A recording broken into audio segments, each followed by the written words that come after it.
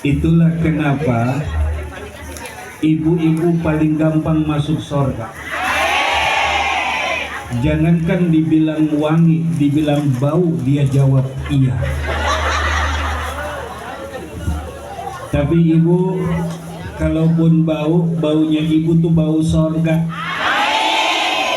Bau masak, bau panci, bau nyuci, bau ngepel, bau bebenah. Pokoknya itu bau surga. Tapi tetap aja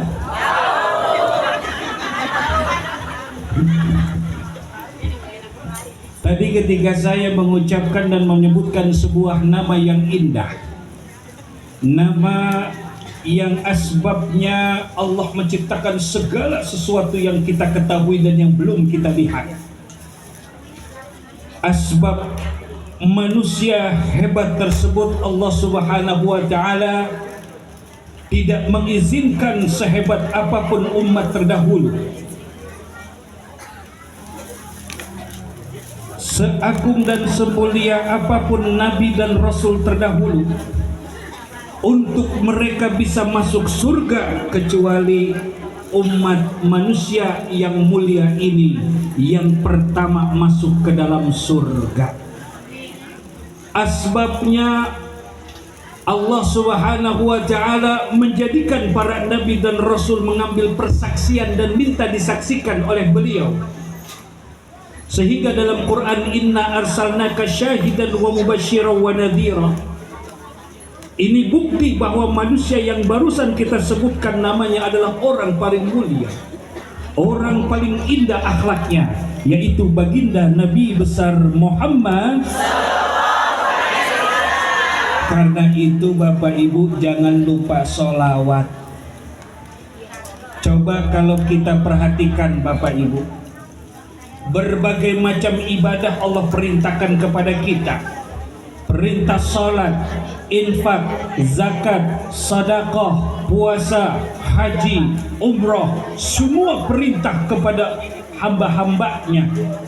Tapi Allah tidak melakukannya. Belum pernah kita dengar Allah melakukan sholat maghrib. Belum juga kita dengar, belum pernah kita dengar Allah sedang nunggu beduk maghrib buat buka puasa. Kita juga enggak pernah mendengarkan sebuah arahan bahwa Allah melaksanakan perjalanan haji dan umrah, Allah naik pesawat Garuda, enggak ada.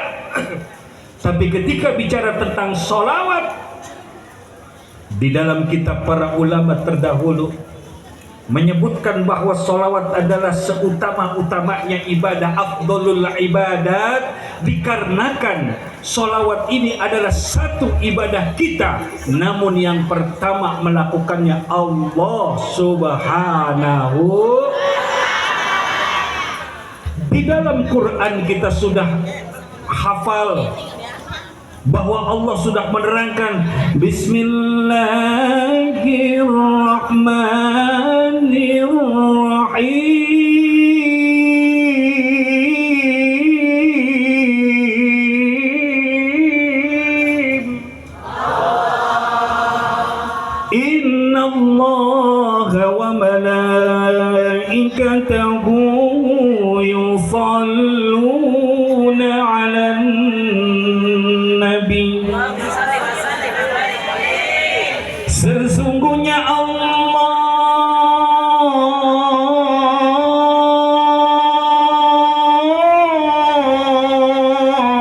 bersalawat ke atas Nabi. Allah salawatan kepada Nabi. Allah ngajak malaikat salawatan. Begitu juga Allah mengajak kekasihnya siapa? Umat baginda Nabi besar Muhammad. Ya ayyuhalladzina amanu sallu alaihi wa sallimu taslima. Baru tuh Allah ngajak kekasihnya siapa? Hanya orang yang beriman. Perhatikan kalimatnya, ya ayyuhalladzina Jadi yang biasa solawatan, yang mampu solawatan, yang cinta solawatan, yang mendawamkan solawatan, yang ngaku kekasihnya itu solawatan adalah orang-orang jelas. Demikianlah ceramah dari saya. Ya tadi sudah jelas katanya. Saya juga bingung, baru ceramah sebentar udah pada jelas. Terusin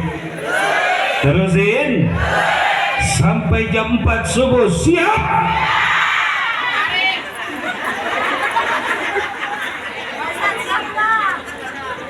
Kalau saya siap pulang. Jadi Bapak Ibu yang dirahmati Allah, begitu mendengar nama beliau jangan pernah tidak sholawat. Ya, harus rajin baca sholawat. Kenapa demikian? Ada sebuah pertanyaan. Kenapa kita harus sholawat?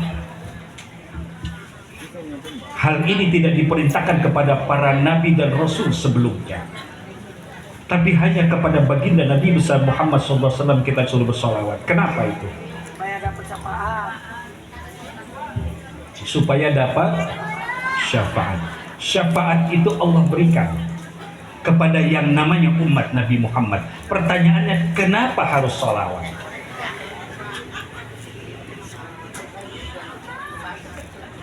Kata ulama, satu poin besar saja kenapa kita harus bersolawat. Solawat adalah bukti syukur kita kepada Allah atas diutusnya baginda Nabi, dan sebagai bukti syukur kepada Allah kita menjadi umat baginda Nabi besar Muhammad.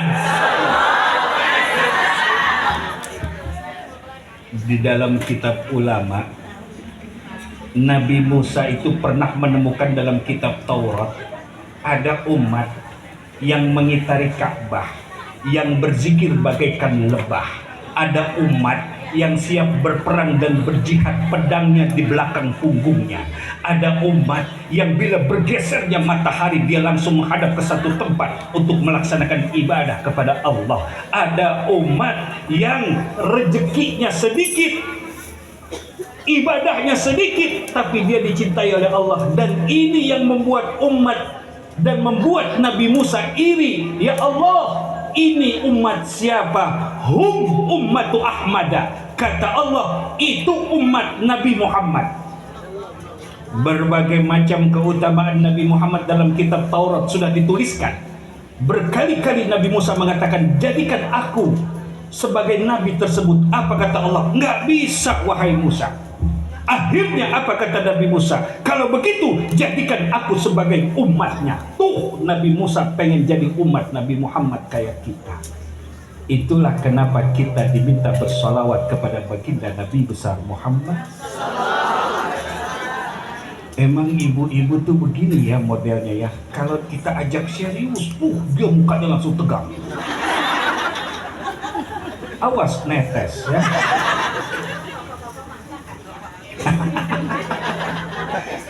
Ibu-ibu dibawa serius tegang, dibawa sedih nangis. Keluar dari sini kelakuannya begitu lagi. Itu ibu sebelah sono. Sebelah mana? Jelas.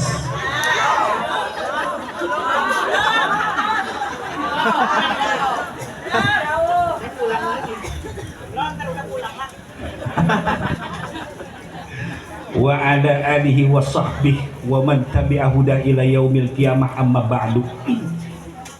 Yang terhormat dan yang saya muliakan, wabil khusus kepada para alim ulama, para asatidz juga asatidah, khususnya kepada Ketua Majelis Ta'lim Ar-Rahman Ibu Eis Ratnawati dan suami Bapak Abdurrahman, juga kepada Ketua RT 01 RW 03 Bapak Burhanuddin, kemudian Ketua RT 02 RW 03 Bapak Ayadi, juga yang mulia Bapak Ustadz Haji Sodikin yang lagi duduk di sana, Guru saya yang baru saja melaksanakan ibadah haji, kita doakan beliau mendapat haji yang mabrur, diterima oleh Allah Subhanahu wa ta'ala.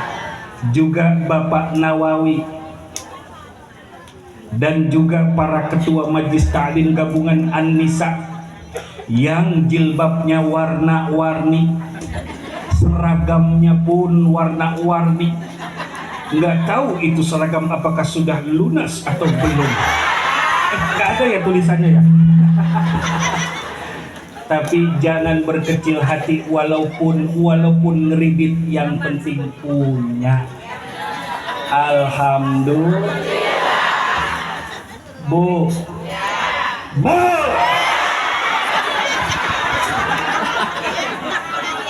Bila sesuatu membuatmu semangat beribadah kepada Allah, maka sesuatu itu menjadi sesuatu yang diusahakan. Coba bayangin kalau nggak pakai seragam, ngajinya lemes banget. Kalau pakai seragam kan malu. Kenapa? Itu seragam yang warna onoh pada tegak berdiri, tegak duduknya, kok kita kurang tegak, yuk yang warna ini siap ya. Jadi makin semangat. Alhamdulillah. Tapi awas kehilangan jilbabnya, nanti beda sama warna bajunya ya. Nah, sudah ada yang hilang soalnya. Juga para ustadz dan ustadzah yang dimuliakan oleh Allah Subhanahu. Wabil khusus kepada Ibunda Dr. Anda Hajah Tatu Mulyana, tuh orangnya di sebelah sana. Ya, udah kenal Ibu? Udah. Ibu Tatu Mulyana kenal? Belum kenal? Tuh orangnya tuh, yang lagi duduk tuh, ya. Ibunya siapa? Ibu.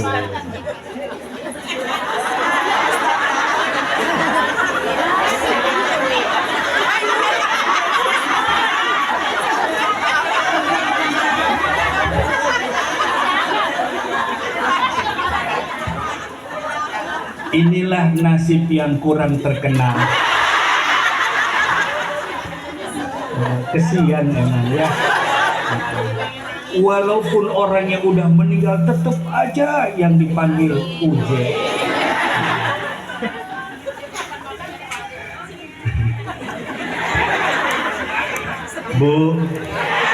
Bu, alhamdulillah. Berdiri ya?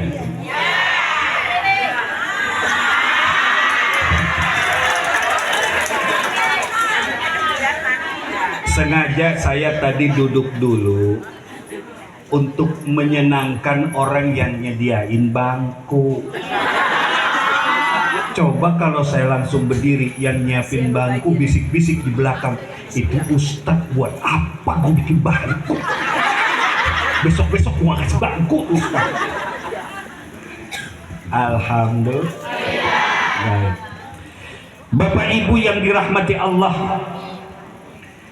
pada malam hari ini Majelis Ta'lim Ar-Rahman mengadakan peringatan Tahun Baru Islam 1446 Hijriah dengan santunan kepada yatim piatu dan du'afa sebanyak 100 orang. Bulan Muharram adalah bulan suci. Bulan Muharram adalah bulan berkah. Bulan Muharram adalah bulan di mana orang-orang kembali kepada Allah, mensucikan dirinya, meninggalkan kenangan di masa lalu, move on menuju kehidupan yang baru. Abah Haji Sodikin baru pulang baru pulang haji kemarin, pas katanya 1 Muharram beliau tawaf di Ka'bah. Betul ya? Oh subhanallah, saya bilang sama Abah, Bah, itu pengalaman langka, Bah. 1 Muharram di depan Ka'bah. Mudah-mudahan kita semua yang belum berangkat haji insya Allah bisa berangkat ke Tanah Suci. Mau berangkat? Udah daftar belum? Alhamdulillah. Minimal mau dulu Ibu. Ya, biarpun berangkatnya entah kapan. Gimana mau berangkat, duitnya buat cicil motor, buat jajan hari-hari, nggak bakal bisa berangkat. Daftarin tuh ke Umi Tatu tuh. Yang mau berangkat haji daftar ke Umi Tatu, insya Allah berangkat. Kenapa? Orang yang udah mampu tapi belum juga mau berangkat, kata Rasul, matinya dalam keadaan tidak beriman kepada Allah. Kenapa demikian keras hadisnya? Karena rukun Islam itu nggak ada cuma 4. Rukun Islam itu ada. Ustadz, saya belum mampu. Yuk kita datang ke rumahnya. Nggak taunya motornya ada 3, seragamnya banyak, gelangnya bererot. Kalaupun gelangnya bererot, tetap aja punya gelang. Rumahnya beton. Pertanyaannya, apa itu yang nggak mampu? Jelas? Kira-kira dari tadi nggak jelas dulu. Bapak Ibu yang dirahmati Allah, bulan Muharram adalah bulan yang suci. Kenapa disebut suci? Jadi ceritanya ini orang-orang sebelum Islam sudah mengenal Muharram. Makanya di bulan Muharram, ketika masuk bulan Muharram, mereka-mereka yang bermusuhan, mereka-mereka yang berperang di zaman jahiliyah, begitu masuk Muharram, mereka menggantungkan pedangnya, mereka menggantungkan dan melepas baju perangnya. Sebagai bukti apa? Sebagai bukti menghormati bulan Muharram. Ustaz, kok bulan Muharram itu bulan yang haram? Bulan haram. Ada masjid haram, masjidnya haram. Betul, masjid haram, masjid haram. Ustadz, maksudnya apa? Maksudnya di masjid itu, atau ada istilah tanah haram. Di tanah itu diharamkan engkau berbuat durhaka kepada Allah. Karena itu arti yang paling pas untuk nama haram ini adalah suci. Berantem ame laki di dalam masjid ame di rumah, dosanya gedean mana? Berantem ame laki di masjid kampung kita dengan Masjidil Haram, dosanya gedean mana? Masjidil Haram. Kenapa dosanya lebih besar? Karena masjid adalah rumah Allah, rumah yang suci dari perbuatan durhaka dan kemaksiatan. Makanya Bapak Ibu yang dirahmati Allah, bulan Muharram sebenarnya bulan di mana kita mengurangi perbuatan maksiat dan perbuatan durhaka. Itu yang pertama.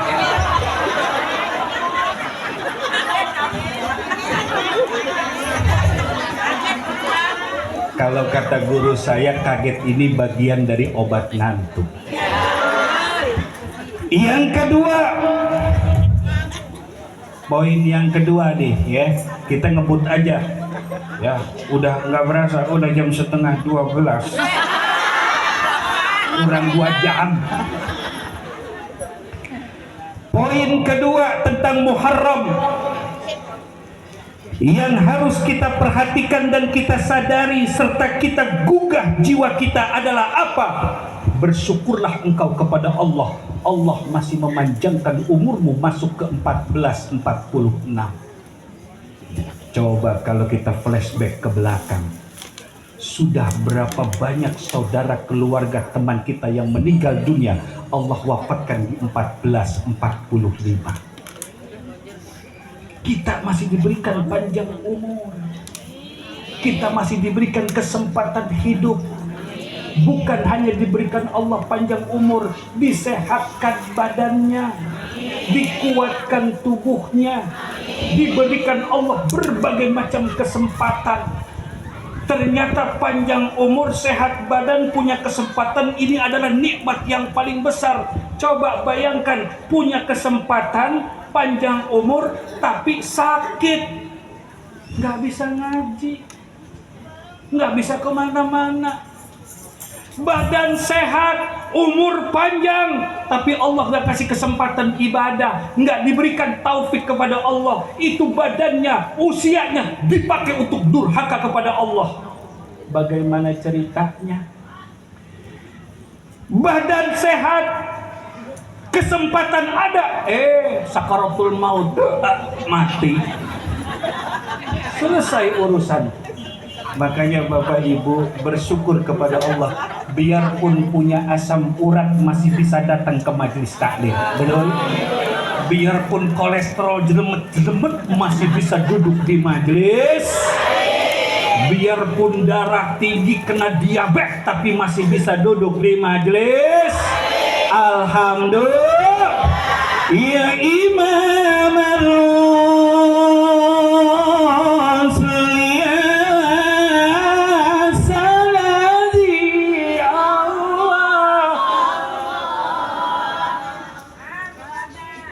Rebana. Orang rebananya kan gue bilang lagi bengong. Ayo kita bareng ya. Ayo Mak, mulai gimana? Mulai tak tung tung tung tak tung tak tung tung gitu ya. Aneh dulu kan pada jadi tim qasidah. Yo, Be. Mau ketinggian suaranya kayak tadi atau lebih rendah lagi? Ya Imam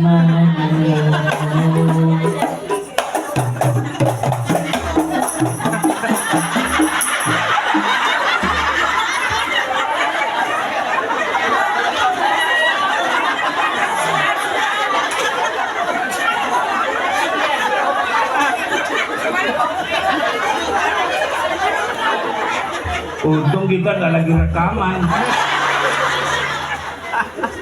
Orang gue lagi ngajarin emak-emak, ya ibu langsung kupak. Aneh nggak ngebayangin gimana lakinya tuh habis kali. Orang tuh nyatuin nada dulu. Nah kan lagi ngajarin emak-emak, kesian emak-emak. Bercanda. Siap Bu? Siap.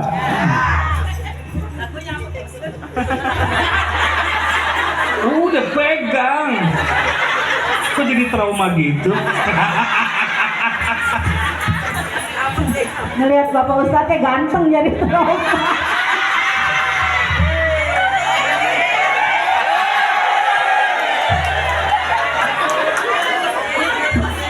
Orang yang terpikat kepada makhluk harus siap sakit hati.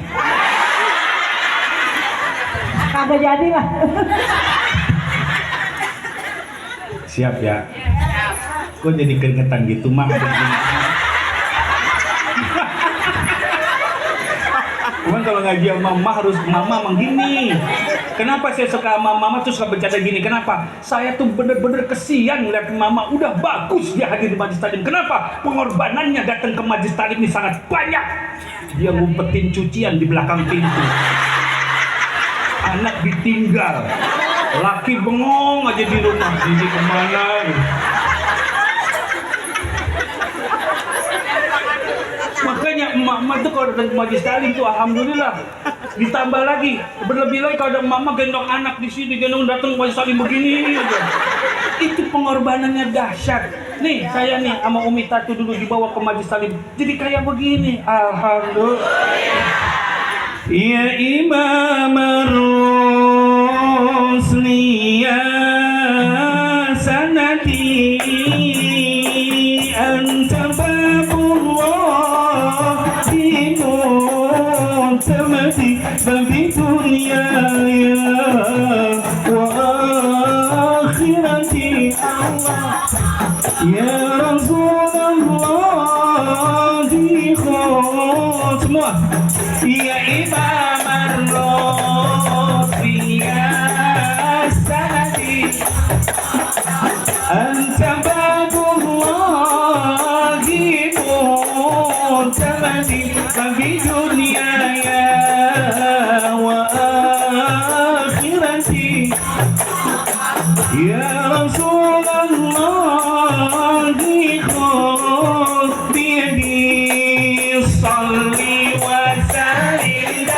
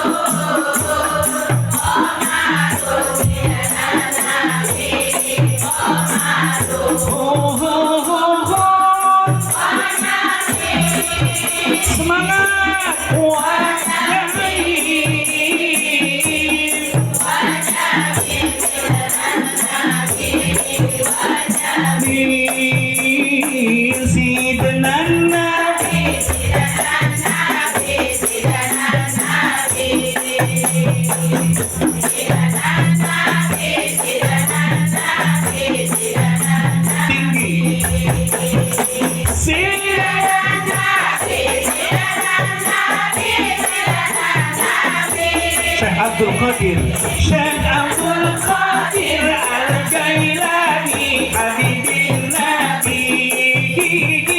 Syekh Abdul Qadir Al-Jailani Habibin Nabi. Ya Taibah, ya Taibah, ya Jawa, ya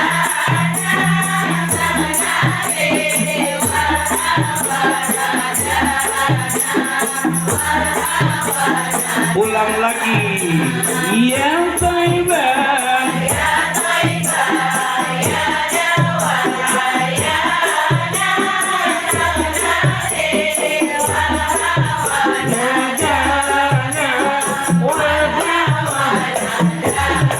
Rahman ya Rahman, Sa'id ya Rahman,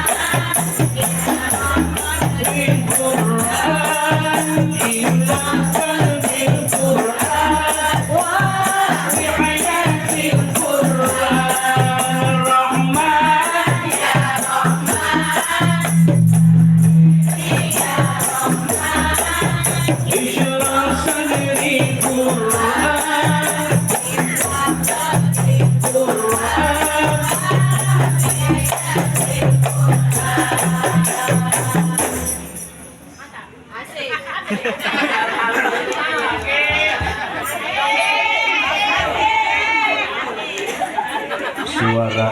Suara gini jangan sampai kedengeran RCTI.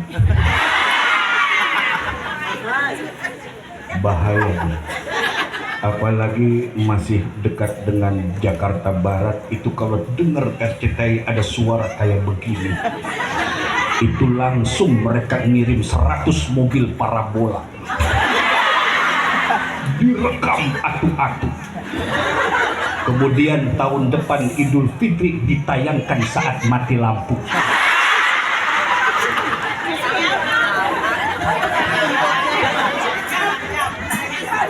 Enak tadi salawatnya Ibu? Enak salawatnya? Betul enak?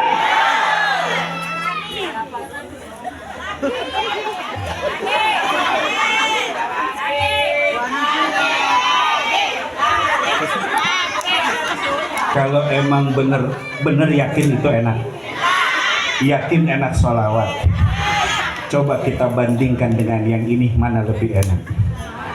Kuda yang mana? Kuda yang mana?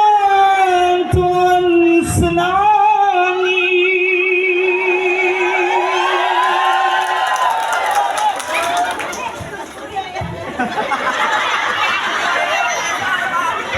Berarti Anda telah berbohong. Kuda yang putih, kuda yang putih di dalam kandang. Udah cukup.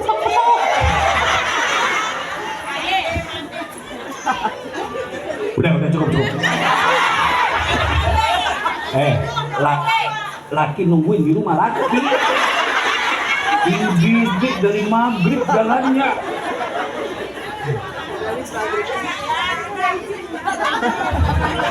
Ya izin bukan berarti semena-mena kali. Izin pulang jam 1. Bulan Muharram adalah bulan suci, bulan penuh berkah. Poin kedua yang harus kita ingat adalah betapa indahnya kesempatan yang Allah berikan. Kita masih diberikan panjang umur, sehat walafiat, berbagai macam kesempatan. Padahal ibu, bapak, orang yang meninggal dunia, orang yang sakaratul maut itu ngomong sama Allah ketika ngap-ngapan. Dia ngomong sama Allah, apa kata dia kepada Allah? Rabbi laula akhartani ila ajali qarib. Wahai Tuhan, mundurkan ajal sebentar saja. Orang yang lagi sakaratul maut ngomong sama Allah, ya Allah mundurin sebentar ya Allah. Allah nanya, mau ngapain kalau dimundurin? Bukankah aku telah memberikan kau usia yang panjang, umur yang banyak, semua yang engkau inginkan aku cukupi, bahkan yang engkau tidak minta aku beri, berbagai macam aku telah berikan kepadamu, tapi engkau tidak memanfaatkan kesempatan itu. Dan sekarang ketika engkau hendak aku panggil, aku cabut nyawamu, kenapa engkau bilang mundurkan aku ya Allah ajalku? Mau ngapain? فَأَصَدَّقَ وَأَكُن مِّنَ الصَّالِحِينَ.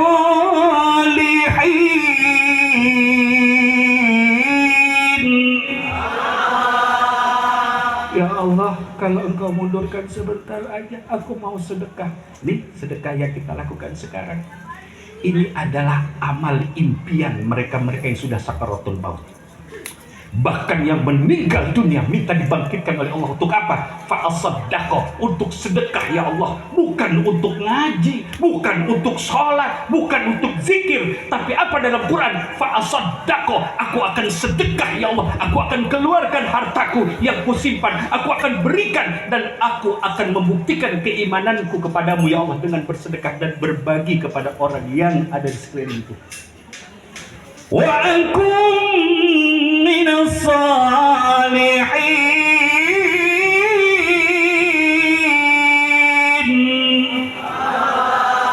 Dan aku janji ya Allah, aku janji pengen jadi orang saleh.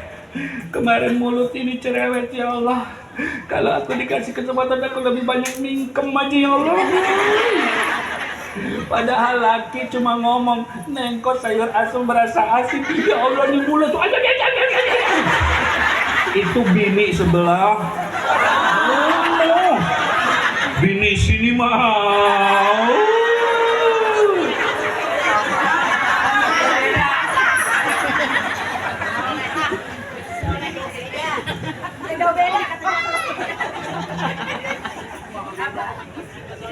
Bu, seandainya ibu cerewet pun, siapa tahu dengan cerewet ibu suami masuk surga. Terus saya gimana Ustadz? Nggak tahu dah. Bu, pokoknya ibu hati-hati kalau punya laki ibu cerewetin, dia diam, dia nurut, hati-hati. Hati-hati aja. Udah pokoknya hati-hati aja. Makanya ketika sudah kita ngomong, si laki diem aja, udah langsung, ya Allah kok laki gue diem aja sih. Astagfirullah ya Allah, bersalah ya Allah. Langsung gitu mah, langsung istighfar. Ya jangan merasa menang. Mentang-mentang laki nurut, lehernya diikat sama tali. Jangan ya, nggak boleh. Tetap hormati suami. Kenapa tuh buka surah At-Tahrim, contoh bini-bini durhaka sama contoh bini-bini solehah. Tuh lihat surah At-Tahrim, buka di ayat di surah paling belakang. Sampai kata Rasulullah, di sorga itu ada rumah yang indah, rumah yang jauh dari segala macam keramaian, rumah yang berada di kedalaman surga yang paling indah. Ternyata rumah itu milik 4 orang wanita mulia. Yang pertama adalah Sayyidah Khadijah, yang kedua Sayyidah Fatimah, yang ketiga Sayyidah Asiyah binti Muzahim, yang keempat adalah Sayyidah Maryam. 4 orang perempuan mulia di dalam sorga. Sayyidah Maryam contoh sebagai seorang jomblo mulia. Biarpun belum pernah nikah, jomblo dia mulia. Saking mulianya, Nabi Zakaria lupa ngebuka kunci pintu padahal beliau lagi puasa. Begitu dibuka udah telat ya, waktu buka puasa udah lewat sekian jam. Kaget di dalam mihrabnya Siti Maryam itu ada apa? Ada makanan yang masih hangat, es yang masih mengeluarkan cairan dinginnya. Ditanya, dari mana ini wahai Maryam? Minas sama. Saking jomblo soleha. Selanjutnya adalah sebagai cermin wanita soleha itu adalah siapa? Siti Asiyah binti Muzahim. Dizolimi bagaimanapun dia bersabar. Kan suka ada bini-bini itu, Ustaz, kenapa mak?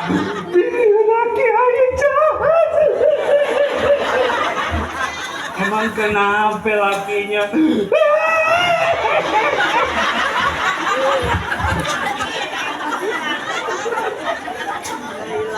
Jangan suka ngeledek diri sendiri. Makanya besok-besok kalau lagi ngambek, lagi marah, lagi berantem, lagi dendam sama laki, suruh anak tuh rekam. Nah, nanti kalau emak ngamuk lu rekam ya. Rekam sono, pas sudah sadar tonton rekamannya. Menjijikan sekali. Kelihatan tuh muka paling jelek, biarpun dia pakai makeup 12 lapis. Nggak ngaruh. Merasa dizalimi oleh laki-laki, oleh suaminya. Ngadu sama ulama nyeritain dalam surah At-Tahrim ada wanita kayak ibu dizolimi, dijahatin sama lakinya sampai terakhir dia disiksa sama anak buah lakinya sampai meninggal. Siapa itu Pak Kiai? Siti Asiyah binti Muzahim. Emang lakinya siapa sih, jahat banget? Lakinya namanya Fir'aun. Akhirnya kata Kiai gini, laki ibu sama Fir'aun galakan mana? Apa kata Kiai? Kalau emang masih galakan Fir'aun, mestinya ibu lebih sabar daripada Siti Asiyah. Belum punya laki kayak Fir'aun. Mau punya laki kayak Fir'aun? Mau? Ya enggak lah. Yang ketiga, Sayyidah Fatimah, istri salehah, yang segala sesuatunya dikerjakan sendiri. Bahkan dalam riwayat ketika beliau meninggal dunia, dimandikan jenazahnya itu ada kapalan di sini, kulit tebal pada dadanya. Kenapa? Karena Sayyidah Fatimah selama hidupnya menyiapkan untuk suami dan anak-anaknya, yaitu gandum yang dimakan dengan menggiling sendiri sehingga gilingan batu tersebut menyentuh dadanya. Tuh Sayyidah Fatimah sabar dengan keluarganya di bawah bimbingan Rasulullah. Kalau lakinya cemberut, dia gelisah, dia takut sama Allah. Makanya Bapak Ibu, ketika ada satu acara pernikahan, pesan guru saya kepada saya, Ustadz Aswan tolong nasihati mempelai laki dan perempuan. Apa nasihatnya Kiai? Bilang sama keduanya, jangan saling mencintai.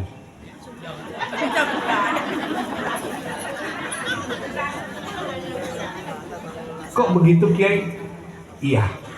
Kenapa? Bukankah kau pernah dengar bahwa cinta kan membunuhmu?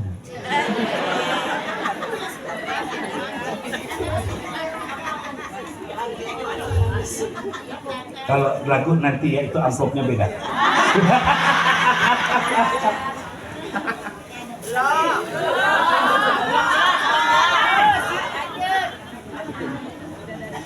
Nah ibu yang dirahmati Allah, yang keempat adalah siapa? Sayyidah Khadijah. Nggak usah diceritain lagi pengorbanannya kepada baginda Nabi besar Muhammad.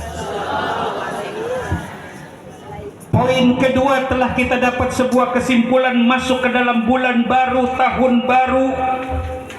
Berbagai macam nikmat Allah berikan kepada kita, maka sungguh bila kita orang berakal, orang yang sadar, punya jiwa, punya hati, maka berbuatlah lebih baik lagi di tahun ini. Apa kata Rasul? Man kana yaumuhu khairan min amsi fahuwa rabi. Siapa saja yang hari ini lebih baik dari kemarin, apa kata Rasul? Itu orang beruntung. Wa man kana yaumuhu syarran yaumuhu sawaan min amsi. Siapa yang hari ini sama dengan kemarin, maka disebut rugi. Dan yang ketiga, yang paling buruk, wa man kana yaumuhu syarran min amsi fahuwa halik. Tapi yang ketiga yang paling buruk, siapa yang hari ini lebih buruk dari kemarin, maka dia adalah orang yang binasa.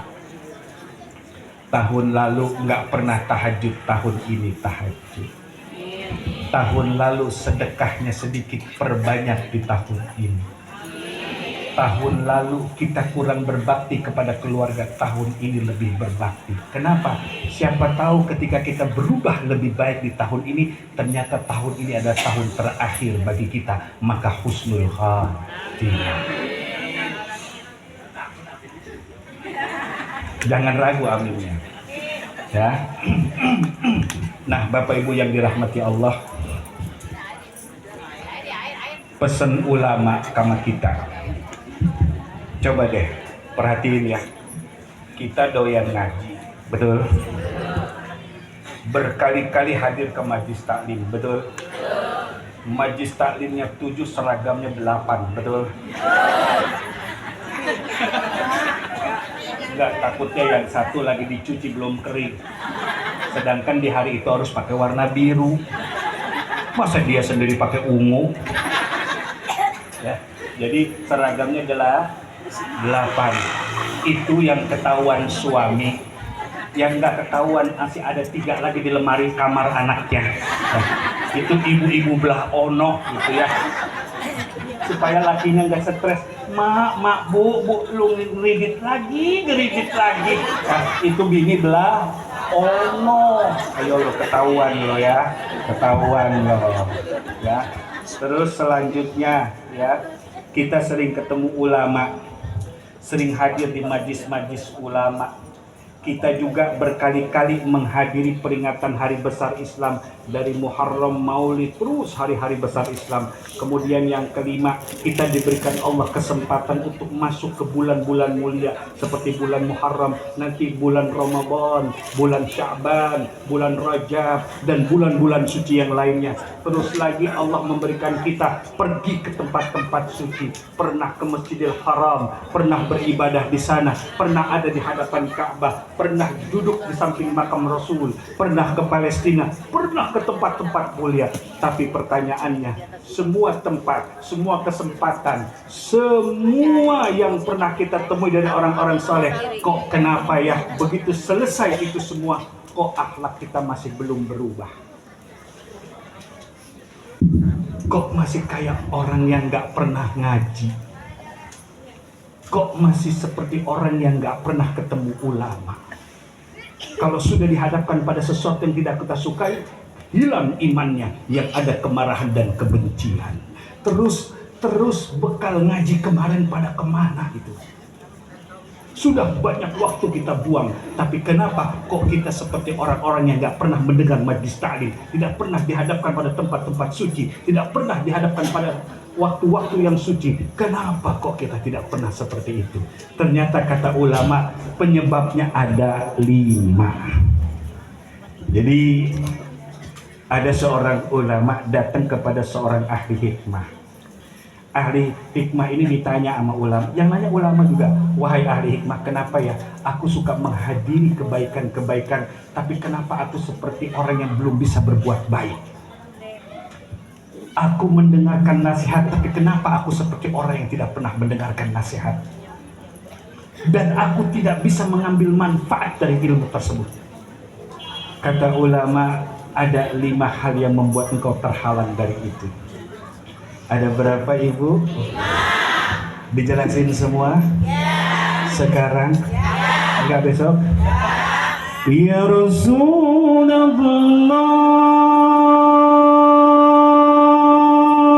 ya Habibullah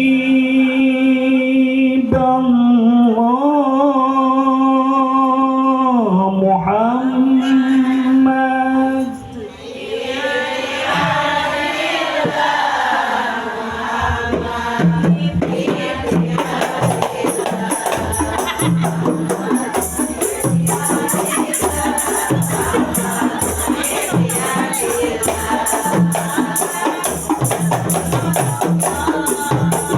Tanggung ya Habibullah semua.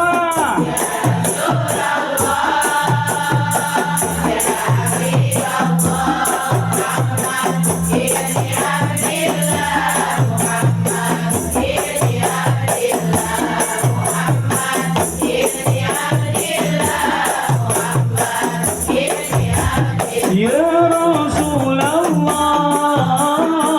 ya Nabi laka syafaat wa hada matlabi ya nabi ya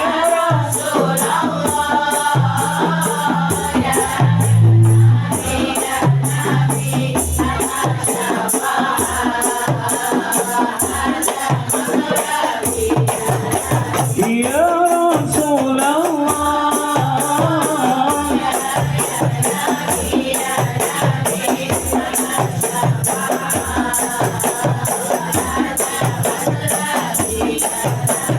Ya Rasulullah.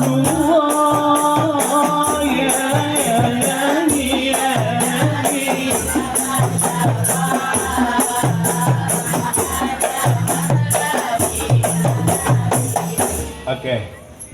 Poin pertama yang membuat kita sepertinya ngaji tapi tidak membawa manfaat buat diri kita, kebaikan buat diri kita, bahkan kita tidak mampu untuk mengambil manfaat dari ilmu tersebut. Yang pertama adalah apa?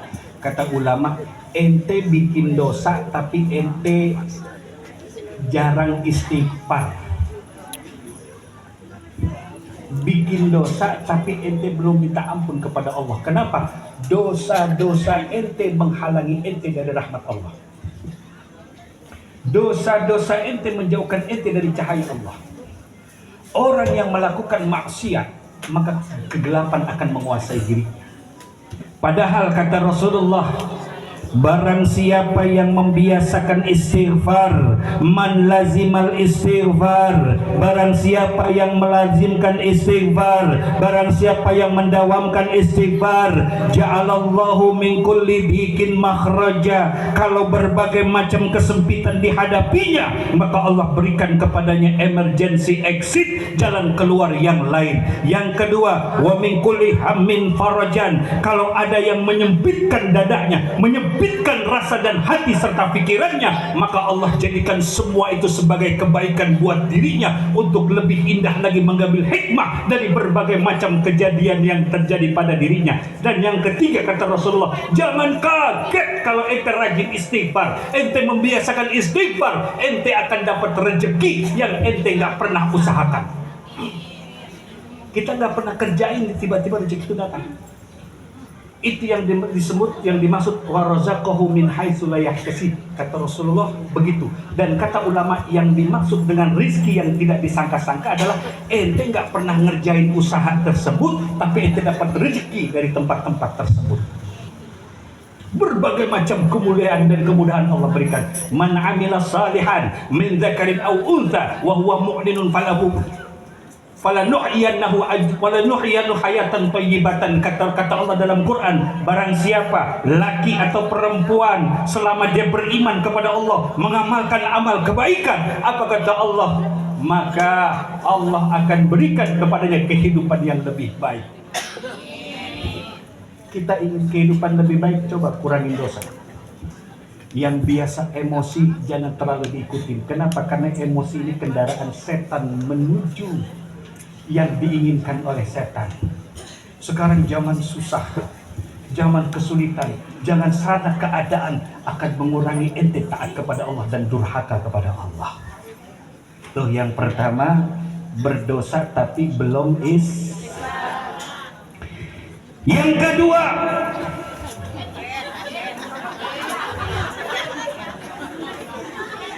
engkau tidak mengamalkan berbagai macam ilmu yang diberikan oleh guru dan para alim ulama dari berbagai majlis talim. Dengar mah denger waktu ngaji, khusyuk mah khusyuk waktu ngaji, nyatet mah nyatet waktu ngaji, tapi belum diamalin. Sampai numpuk tuh catatan. Coba kali-kali dibuka catatan, udah diamalin belum ini? Kalau laki marah, bisa nggak istri diam? Contoh misalkan, udah capek ngepel, nyapu, bebenah macam-macam, laki enak banget. Tiba-tiba dia nyuruh kita hal yang biasa-biasa dia bisa lakukan. Udah sabar, ya Allah, ujian buat saya. Tuh wanita salehah. Harus sabar. Kenapa? Surgamu itu pada rumah tanggamu. Seorang istri itu nggak perlu cari surga jauh-jauh keluar, di rumahnya surganya. Ingat nggak kisah seorang wanita di zaman Rasulullah? yang ketika suaminya ingin berjihad bersama Rasulullah, suaminya pesan pada istrinya, "Bu, jangan tinggalin rumah apapun yang terjadi." Baik suamiku. Begitu pergi, datang berita, adiknya ngasih tahu, Mbak ibu sakit. Aduh gimana ya, saya nggak boleh keluar rumah, saya udah janji sama suami, selama suami pergi bersama Rasulullah aku nggak boleh keluar rumah. Udah pergi tuh adiknya. Yang kedua, setelah beberapa hari kemudian datang lagi berita, Mbak, ibu sakit keras Mbak, ibu udah sakaratul maut Mbak. Aduh gimana ya, saya pengen nengok ibu sampai nangis tuh istri salehah. Nggak bisa keluar rumah karena telah berjanji kepada suaminya. Dan yang ketiga, begitu ibunya dikuburkan, anak itu juga nggak bisa keluar rumah sampai meneteskan air mata berdoa kepada Allah untuk ibunya. Tidak lama kemudian datanglah suaminya. Ini terjadi di zaman Rasulullah. Begitu datang suaminya, itu istri hebat. Dia nggak cerita kalau ibunya meninggal. Dia layani suaminya dulu sampai suaminya senang. Gak ada tuh namanya muka sedih, muka apa, gak ada. Dia senyum pada suaminya sehingga suami tidak bisa menangkap apa-apa keburukan yang terjadi pada diri dan keluarga istrinya. Namun setelah selesai semua baru cerita, abang, adik mau cerita sama abang. Boleh, boleh. Agak berat bang, gak apa-apa, gak apa-apa. Bang, ibu meninggal. Hah? Kamu nengok gak? Aku kan gak boleh keluar rumah bang. Aku udah janji sama abang. Abang pergi bersama Rasulullah, aku gak keluar rumah. Terus gimana? Udah dikuburkan, datang kamu? Enggak bang, adek nangis sedih minta ampun. Pergilah suaminya kepada Rasulullah. Begitulah sampai kepada Rasulullah, hal ini diadukan kepada Rasul. Rasul terdiam sejenak. Apa kata Rasul? Wahai suami, berbahagialah engkau punya istri seperti itu. Kenapa?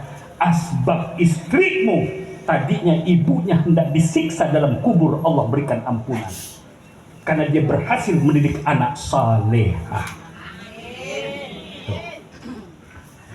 Yang ketiga, udah yang ketiga, oh iya ya,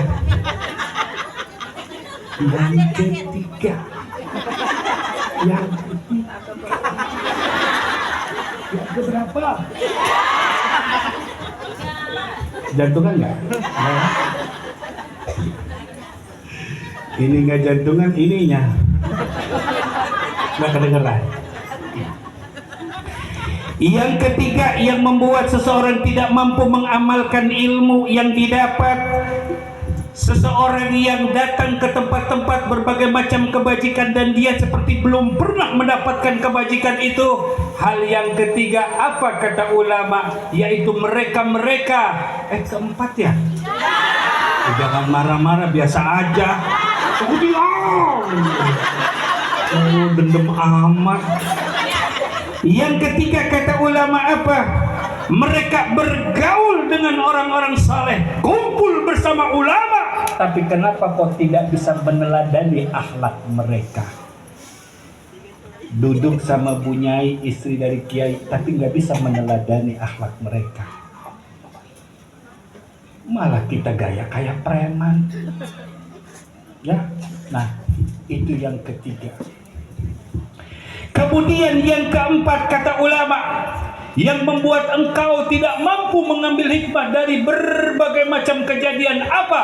Engkau sering mendatangi orang sakaratul maut, engkau sering mendatangi orang yang meninggal dunia, engkau melihat pemandian jenazah, dan engkau melihat orang dikuburkan. Tapi kenapa engkau tidak mengambil iktibar bahwa suatu hari nanti engkau yang akan sakaratul maut, engkau yang akan dimandikan, dan engkau yang akan disolatkan, dan engkau akan dipaksa keluar dari rumahmu, dimasukkan ke dalam kubur. Mana kekasih-kekasihmu? Apa ada suami ketika istri masuk dalam kubur itu suami ngomong, "Neng, abang ikut neng, ya Allah." Ada lagi gitu, ada.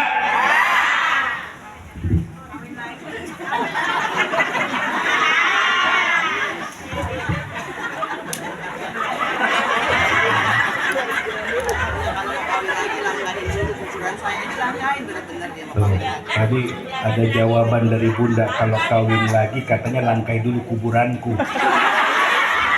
Makanya habis dikubur dilangkai sama dia. Ini bunda ngasih ide yang bagus, kayaknya cemerlang sih.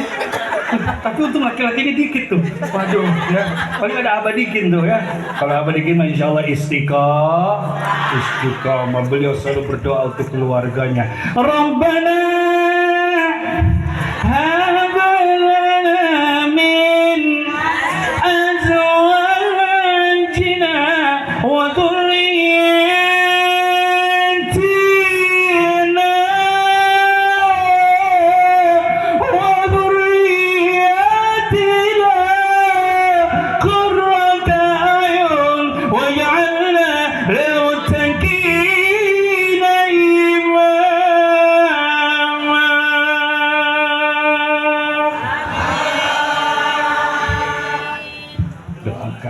keluarganya selalu.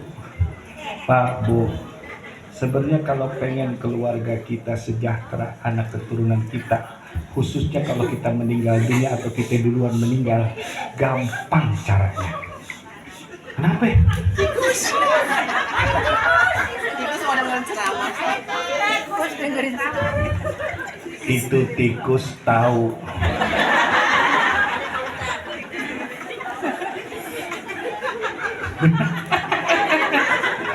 Ma, tutup yang rapat. Ma, ya Allah.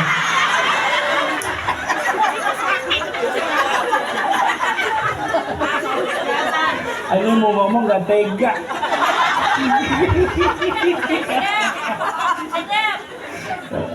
Soalnya kadang perempuan tuh ya kalau duduk sembarangan nih begini aja.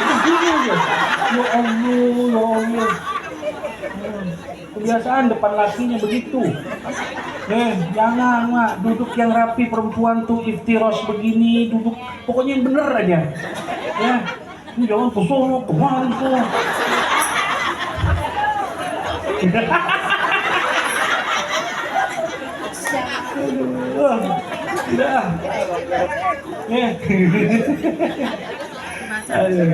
Yang keberapa tadi? Yang keempat ya.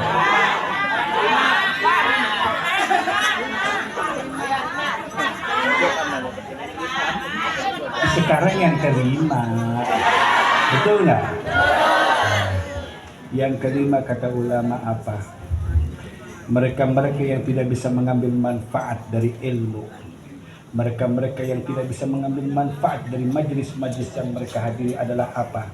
Karena mereka belum pernah mampu melembutkan hati mereka dari menggapai cahaya Allah. Tuh. Padahal berbagai macam di depan dia sudah mampu melembutkan hati mereka untuk bisa menerima Allah. Jadi jangan suka nyalahin takdir. Pak, Bu, rukun iman ada 6, betul? Yang terakhir wabil qadari khairihi wa syarrihi minallah, betul? Kata ulama apa? Di antara rukun iman yang 6 yang tertinggi itu adalah yang ke-6. Kenapa? Tidak mudah menerima takdir Allah, tidak pernah mudah menerima ketetapan Allah. Boleh ente ngaji ke atas gunung, tapi suatu hari Allah menguji hatimu. Tiba-tiba suamimu ngelirik janda kampung sebelah. Ayo, diuji ngaji ente. Ya. Makanya ulama tuh mengharamkan, ya, mengharamkan fatwa MUI mengharamkan para laki-laki menikahi janda sebelah, nggak boleh.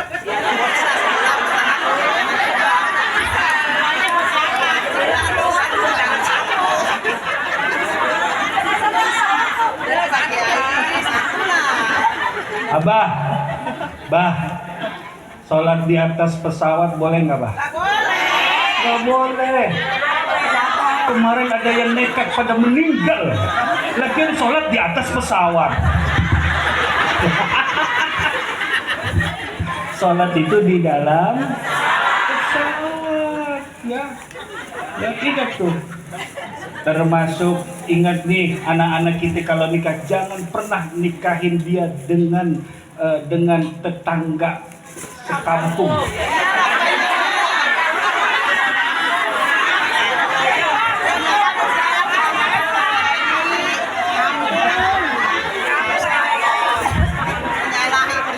Demikian dari saya, mudah-mudahan bermanfaat.